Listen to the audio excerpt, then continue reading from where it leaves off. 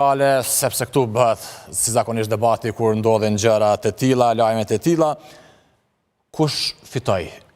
Vetë vendosja apo Alianca për Radhëmërinë e Kosovës me subjekte tjera që e kanë parashtruar këtë lëndë të gjykatën kushtetuese?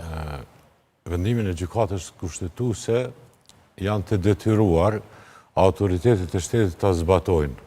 Të gjithë të tjerët kanë të drejtë të japin mendimin e tyre, interpretimin e lirë të bene apo doktrinar të një vendimi gjykatës kushtetuese, përndryshe autoritetet kanë detyrë të zbatojnë, respektivisht Parlamenti i Kosovës duhet të zbatojë këtë vendim të gjykatës kushtetuese, i cili për mua është një vendim i mirë, optimal, i cili ka dhënë mundësi që të arrijë deri te krijimi i institucionit më të rëndësishëm dhe bazik për Republikën e Kosovës. A e ka sqaruar apo e ka pasqaruar? E ka sqaruar. Këtë situatë, gjykimi i gjykatës kushtetuese. Gjykata kushtetuese i sqaron çështjet, domethënë kur konsiderohet se domethënë norma është e errët dhe e ndrit në farë forme dhe kështu që ka mjaft sqarime sa pash. Për shembull, ku është sqarimi se a duhet të vazhdohet me tutje që të votohet në mënyrë të fshehtë apo jo? Shikoni, këto situatat janë sqaruar me kushtetuta i ka sqaruar. Parimi Pra, e din deputetët këtë? Po, e din. Parimi për me vendos, a me qenë domethënë me votë fshehtë apo të hapur është parim kushtetues. Nuk e përjashton domethënë mundësinë në cilën të duan, por me raste të caktuara. Nga praktika parlamentare për situatat e zgjedhjes së kryetarit të parlamentit shkojnë me votat e hapura. Për zgjedhjen e presidentit shkojnë me votat e mbyllura, të mshefura. Për zgjedhjen e anëtarëve të gjykatës kushtetuese shkojnë me votat të mshefura. Kështu që ky është parim, edhe është praktikë parlamentare që për zgjedhjen e kryetarit të parlamentit shkohet me votat e hapura.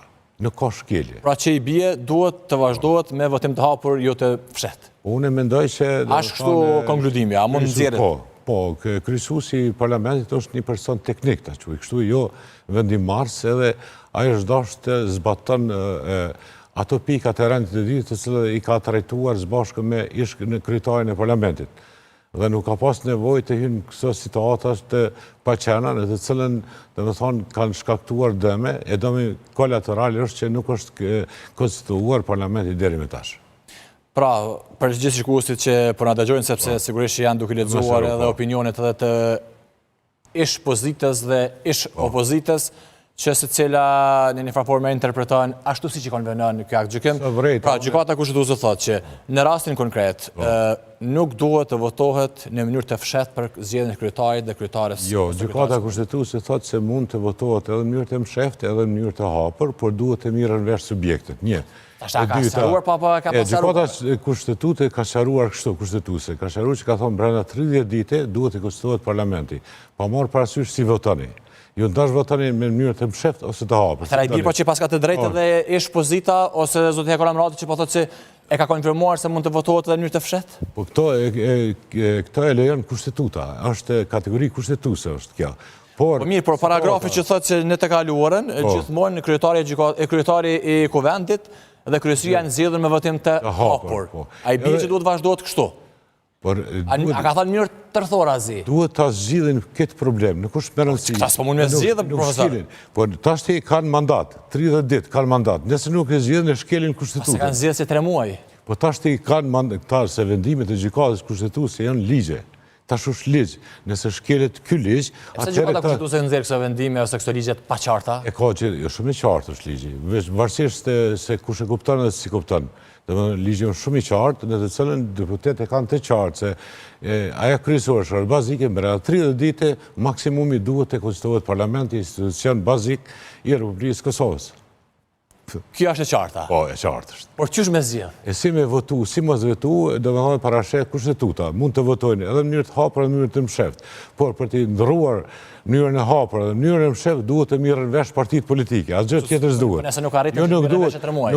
Nuk duhet krijuar komisione tjera. Komisioni që është krijuar është absurd, është antirregullor, jo antikushtetues, nuk shkelet aty kushtetuta. Kushtetuta shkelet këtu vetëm nëse nuk krijohet, domethënë, institucioni më i rëndësishëm i vendit tonë.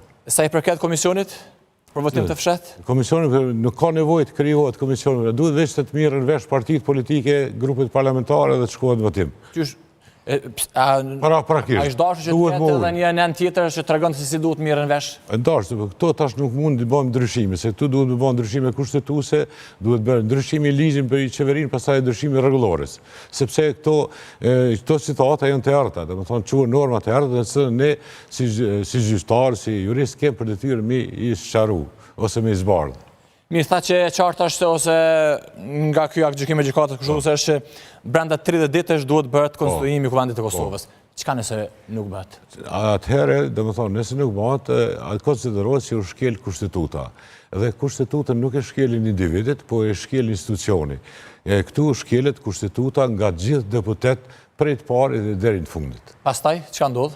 Pastaj, kjo është mënyrë se gjykata kushtetuese nuk ka mekanizëm për zbatimin e vendimeve të veta, por mënyrë ex officio këta bëjnë vepër penale, e cila është sankcionuar me kodin penal të Republikës Kosovës.